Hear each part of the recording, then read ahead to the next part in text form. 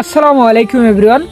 বড় দুঃখের সাথে জানাচ্ছি আমাদের ছাড়িগ্রামের পশ্চিমাটির মোহাম্মদ পাশন ভূঁইয়া মামার দুইটা গরু গত রাত চুরি হয়ে যায়। দুইটা গরুর কালারই লাল। আনুমানিক 1:30 থেকে 2:30টার মধ্যে ঘটনাটা ঘটেছে।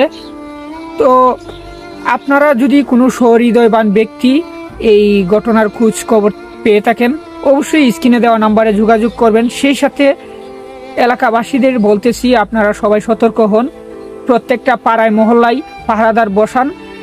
আর এরকম ঘটনা তখনই এড়িয়ে চলা যাবে, তখনই আমাদের এলাকা থেকে চুরির মতো ঘটনা উঠে যাবে, যখন আমাদের এলাকা পুরোপুরি মাদক মুক্ত হবে। তো এরকম ঘটনা এড়িয়ে চলার জন্য আমাদের প্রত্যেকেই সচেতন হতে হবে।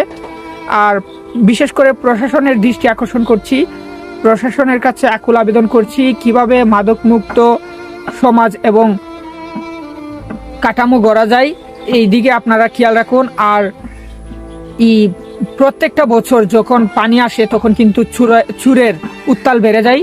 তো এটাকে কিভাবে প্রতিরোধ করা যায়, নির্মূল করা যায়, একেবারে নির্মূল করা যায়, মানে পুরোপুরি নির্মূল করা যায়, এই ব্যবস্থাটুকু আপনারা নিন। কারণ প্রত্যেকটা বছরই দেখা যায় যে চুর ধরা হচ্ছে, আবার প্রত্যেক বছর চুরি করতেছেও।